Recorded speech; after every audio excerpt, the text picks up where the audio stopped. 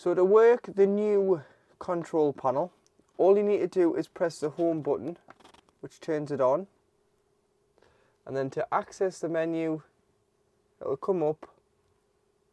It tells you at the top the time, the date, that you're on mains electric, and the Bluetooth function is switched on. Click resources and you'll be able to view your starter battery, which is your van battery, and your leisure battery reading. When hooked up, it does give a false reading, so do just be careful, because that's obviously a false reading of the batteries. Unhook it and you'll get a true reflection of your leisure battery and engine battery readings.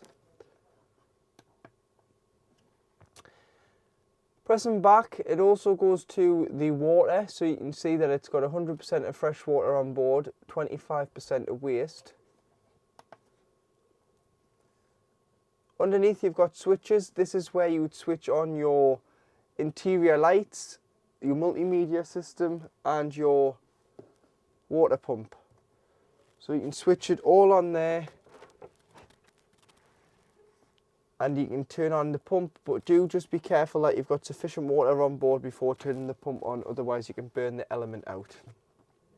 Interior lights are all then individually switched around the van, but this is just a master switch on the control panel to give the electric to the switches. So do just make sure that you turn the switch on first, and your multimedia will work your TV that's fitted inside the vehicle. Room climate, so you can turn on heating, and you can turn, this will go all the way up to 30 degrees, and it's currently 23 degrees inside the vehicle. Always have it above the outside air temperature. You can have it on comfort or fast. Comfort is this is just a fan speed really, so fast you'll hear the fan on full pelt. Comfort, it's a little bit quieter, so it's like a quiet function for the fan. And then you've got your energy source, so you can choose whether you have your gas on or off. So if you're wild camping, you would just use your gas to heat the vehicle. If you were on a site, you'd have the gas switched off and you'd have it on either 900 or 1800 watts. 1800 watts is equivalent to 2 kilowatts, so if you're on a 16 amp feed, you would just choose this option. And if you are away in the winter and it's very cold, and say if you're sitting in a cold van, you can have the gas and the electric on together, which will reduce the time it takes to heat the vehicle.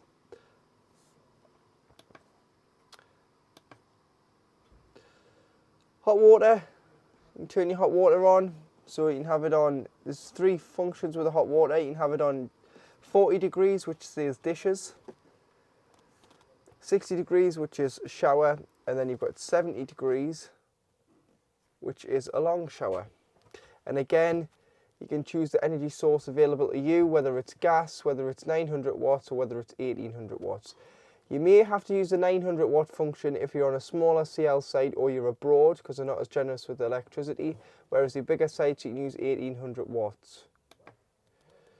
You can turn your pump on and off from here as well, and you can put the fast heating function on, which turns off the heating and just heats the water for 40 minutes. So it sends all the power to the hot water and takes it off the heating. And like I say, you can turn your water pump on and off on this page as well.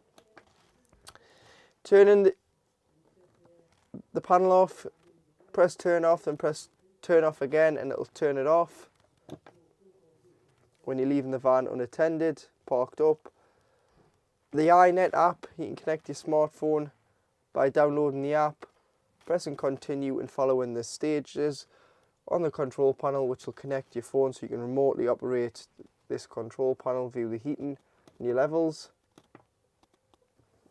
And then you've got your settings, which is where you can change your general, your date and time and bits and pieces, but that's all explained in the handbooks. Located underneath the double floor as you come into the vehicle, if you open the hatch up, you've got your frost control boiler drain down switch there. So what you need to do here is When the vehicle detects 3 degrees or less, this will automatically allow the fresh water in the boiler to drain out to protect it against the frost, which is where the blue button will pop out the bottom of the black box. Always make sure it's drained down in the winter, and to double check and manually open the valve, there's a little blue diamond on the top. All you need to do is turn the diamond the other way. So you just open it up and then you would close it. But leave it open when not using it in the winter to protect it. It may have popped out, but I like to manually know I've opened it, so I just open the top just to make sure that there's no water sitting in the boiler, because the boiler does hold 10 litres of cold water at any one time. In the winter, you don't want this water to freeze when we're experiencing colder temperatures.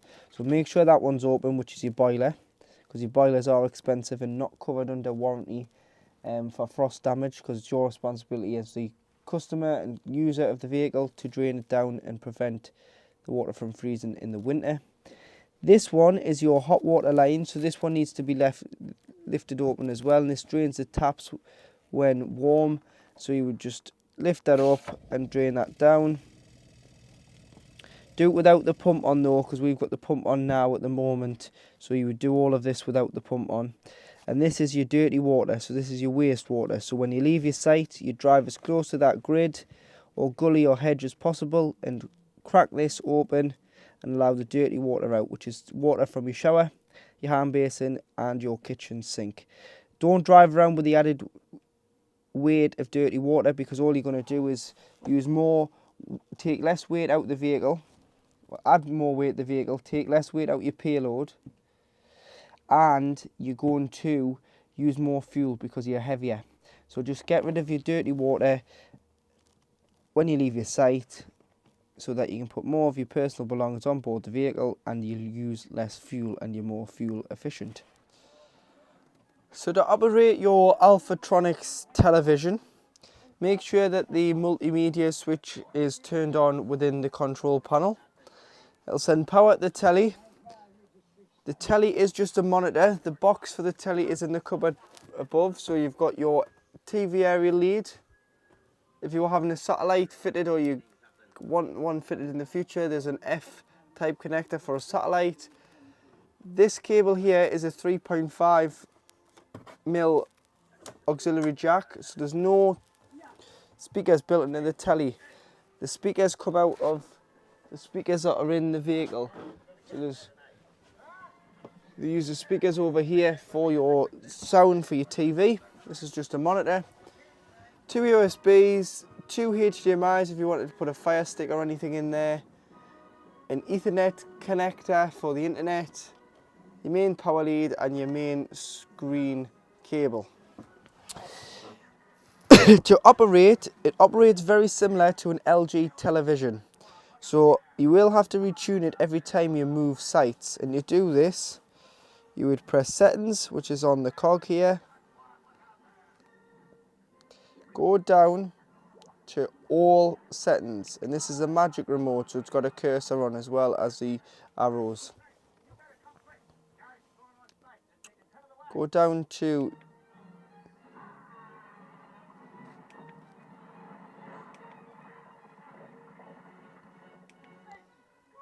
General Programs, Program Tuning and Settings.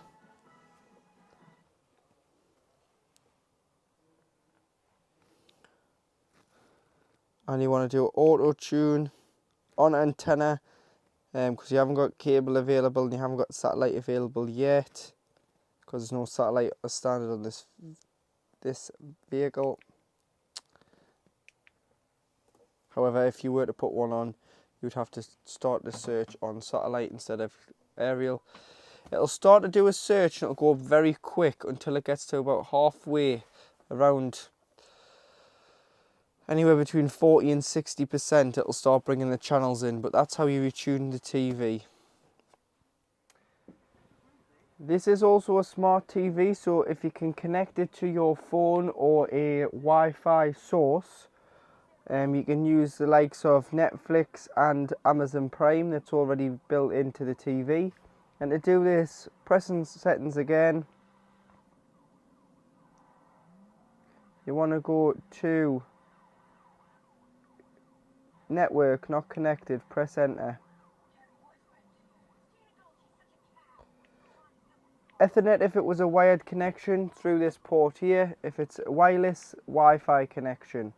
And you want to search for Wi-Fi and you'll be able to connect, enter your password, and then you'll be able to go onto the apps and enter your account details to view either Netflix or Amazon Prime.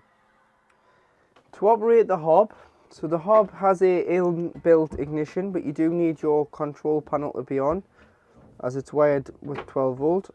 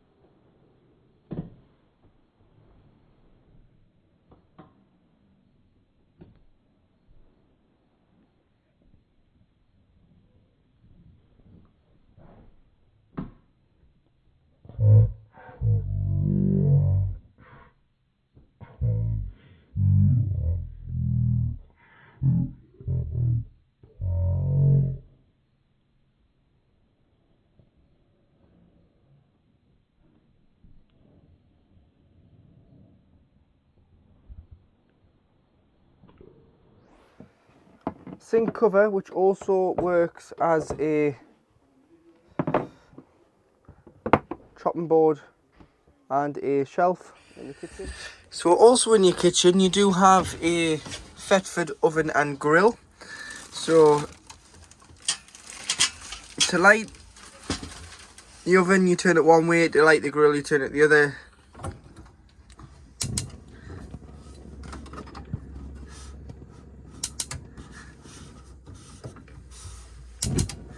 There you are.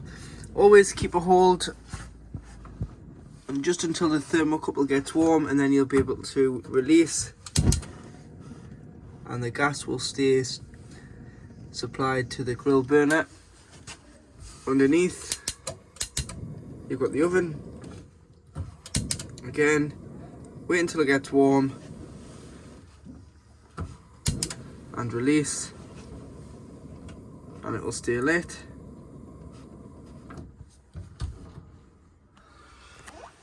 All your oven details are here, so model number if you ever need any parts for the oven. Wine bottle holders there, so you can store 4 bottles of wine in there. Slide out cutlery tray and your gas isolation tap. So these are very important for when the vehicle is serviced. The technician will turn each gas appliance off to test your gas system. However, any problems with gas, turn your gas bottle off to be safe. But if you're wild camping and you think the oven's leaking, all you need to do is turn it to here. This is off, these are all on, but it could be anything. Like I say, the best source is to isolate the bottle, just so that you are isolating the main source of gas. Storage drawers. On your overhead cabinets, if you push the button in to release, you've got storage along the top and some shelves here, along with your kitchen and lounge lights. To operate your Dometic fridge freezer, so you've got a separate freezer compartment here at the top and a separate fridge at the bottom. But the beauty with this fridge is you can fridge and freezer, you can open it each way. So if you're sitting in the lounge and you want a cold drink out the fridge, you can get it, or if you're cooking, you can open it to get your shopping out and the ingredients. But to operate it, you turn it on and off here, so it's a flush panel. So press the on button, which is this one here. This one is the mode button, and it goes through all 3 sources. So it'll go through mains electric when you're hooked up or at home pre-chilling the fridge. It'll go through gas when you select gas and you have your bottle on and you're wild camping, because you would have no other source available other than gas to chill your fridge and freezer. And it'll go to the battery setting, which isn't off your leisure battery, it's off when the vehicle is physically running.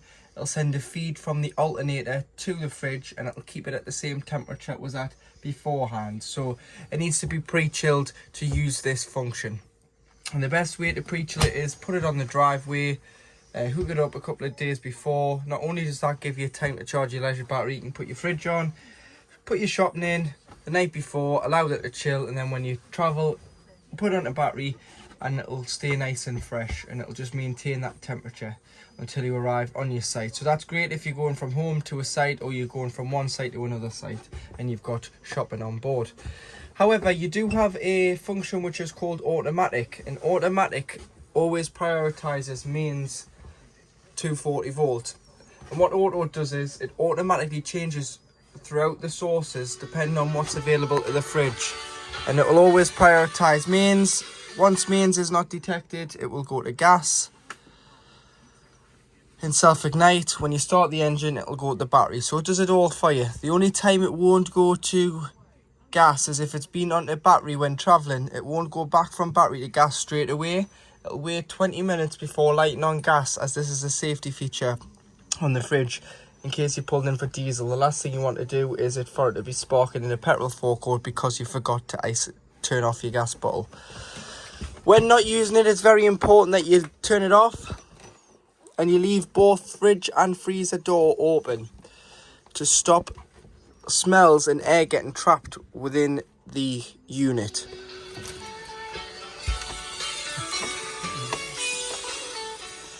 So at the bottom of the bed, there's a little hatch in the floor, and if you open it up and remove the floor panel, you've got your 2 tanks. So you've got one dirty water tank which you can access, put your cleaner in. That's opened from underneath the other compartment in the floor towards the habitation door, which I've shown you, but that's just access to get into the tank. And you've got one freshwater tank. So the freshwater tank, again, you can access the freshwater tank to put cleaner in here and then let it sit, clean it out, rinse it out a few times. But this is your freshwater drain down valve. So this is very important to use when you are wanting to get rid of your fresh water, if you've taken on a source of contaminated water, or you're winterizing it and you want to allow all the water out of the vehicle. So fresh waste, boiler, taps open to stop any water sitting in any valves and causing any damage when it's frosty, i.e. in the winter. And what you need to do is you need to turn this. So you turn it 3/4 of the way, and it will allow everything out bar 20 litres. So that's good if you want to travel with a bit of water on, so you can use your own toilet without stopping at the services, have a cup of tea within the van when you're on that longer journey. You've still got some water on board. However, you haven't got a full tank, because hauling a full tank around will take up a lot of your payload. Unless necessary where you're going wild camping, you will have to take a full tank with you. Otherwise, there'll be nowhere to get any water. But that leaves 20 litres. If you open it all the way, it will drain everything out and it'll empty the tank completely, which you want to do in the winter to avoid the water from freezing in the freshwater tank. Your 240 main volt trips can be found on the, if you're looking at the bed, it's on the left hand side and it's in the bottom cupboard, and these are your trips. So if the vehicle trips, try here before you try your main sight, because you may have tripped the vehicle and not the sight, but normally you've tripped the sight. If you're not receiving power, the best way to check is tripping the van. If the van trips, you've got power. If it doesn't trip, you're not receiving power. So you want to check where the other end of the cable is connected to, because it's probably where you're getting the energy from, not the vehicle. So at the back of this model, with it being the I500QB, you've got your large queen size bed, wardrobes to either side. So just turn and release. You've got large wardrobe space on both sides. A mains 240 volt plug, a USB, individual switched reading lights on both sides, and a USB on this side as well, with a little space to store your cup of tea, your book, your phone, whatever you want in there on both sides of the bed. And you've got storage along the top.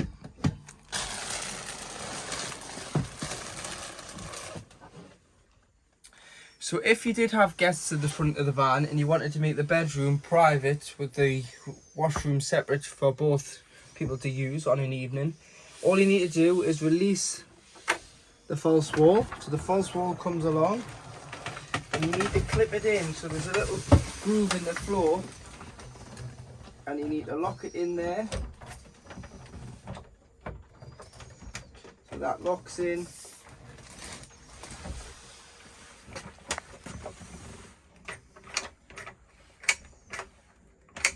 On there, on the floor, like so. Goes that way, and then you have a separate door here, so you've blocked the bedroom off, making the shower and the washroom separate. And then your washroom door, if you're not using it as with people at the front, you can use the washroom door as the bedroom door, or you can use it separate, so you've got the two doors on either side. So always make sure with your shower that before you travel, you tie the shower screens back so that they're not clashing about when travelling. You've got your little duck board there, so you can leave that in or you can take that out. It just means that you can put a little bit more weight in the shower tray with that being in, as it spreads it across the shower tray. Always make sure that you clean this out with anything bar bleach, nothing abrasive, no scourers. So I would just say use microfiber cloth, some dish soap, some Dettol spray, nothing else, because otherwise what you'll do is you'll strip the plastic finish off it and it's shiny white, it'll go to a creamy white colour and it doesn't look very good. When winterising as well, it's very important that you unscrew the shower head from the hose and lie the hose in the shower tray with the mixer tap left open so no water sits in here and potentially freezes. You have got a hanging rail for wet towels. It also works if you've been caught in the rain, walking the dog or out for a walk. Couple of hangers, coats in there and let them drip dry. Fly screen and blackout blind, and you can also open this for ventilation by squeezing the handle and pushing it up. In the front lounge, just underneath the TV, you have some storage in here, which you can access from outside as well. But just down here, there's a little switch. And the switch works the light through the false floor so that you can see what you're loading and what you're getting out, and that's just located here, so I'll just show you. That's just here, the switch, so you can turn that on and off. It's more easily accessible from outside. Little rack there for what I assume is for shoes, which just hides away. Then you just push that up to open. If you put your foot on the black lever there, on the pedestal of the table, you can slide the table front and back and turn it round so that when you're dining you can get the table into the right position that you want it. But make sure you put your foot down on the black pedal. So as this is an A class, it does have another double bed, which gives you another 2 berths above the cab. And to get the bed down, you need to recline the passenger and driver's seat. So on either side, you've got a lever, so it doesn't matter what side you use, left or right. Tilt this back and slide the seat forward. Be careful with the driver's seat that you don't put it too far forward, because all you're going to do is you're going to rest it upon the horn on the airbag of the steering wheel, add some weight and you'll set the horn off and you'll not be very favourable on the sight. So tilt it down, pull the lever, make sure the TV is stored away, slide it down, and there you have a large double bed, reading lights, little shelf there. You can leave your duvet on it, but take your pillows off when storing it up, and you've got privacy curtains which come across for a bit of privacy if you haven't the additional 2 guests in the front of the van. So underneath the passenger seat, if you lift this cover forward, you do have your electric block, which has all your 12-volt fuses in. So they all are listed what they do, but they'll be listed in German. So what I would do is get yourself a pack of spare fuses off eBay, Amazon, or any car place, Eurocar Parts, Halfords, anywhere like that, and carry them in the van in case a fuse does blow. And if one does blow or something's not working on 12 volt, it's more than likely going to be a fuse, and it's very easy to take a fuse out. So you just pull a fuse out, check the middle, that's intact. If the middle was blown, you would just replenish the fuse with the same ampage. But that is where all your 12 volt fuses for all your 12 volt appliances in the motorhome are kept, underneath the passenger seat. To open your bonnet release can be found if you open the A-class door on the passenger side, which is your only cab door. Just here is your bonnet release, so you can pull that and that will release the bonnet. Secondary catch underneath the bonnet. To spin your cab seats round into the rear, there's a little lever on both seats in the middle. So the walk through from the motorhome to the cab, you'll find this lever. Slide that way, unlock the swivel plate, and then you'll be able to turn the seat round into the rear of the van. And it's exactly the same with the passenger side, but just make sure that when you are travelling, you always make sure it's clipped into place so that the seat is safe, especially the driver's seat,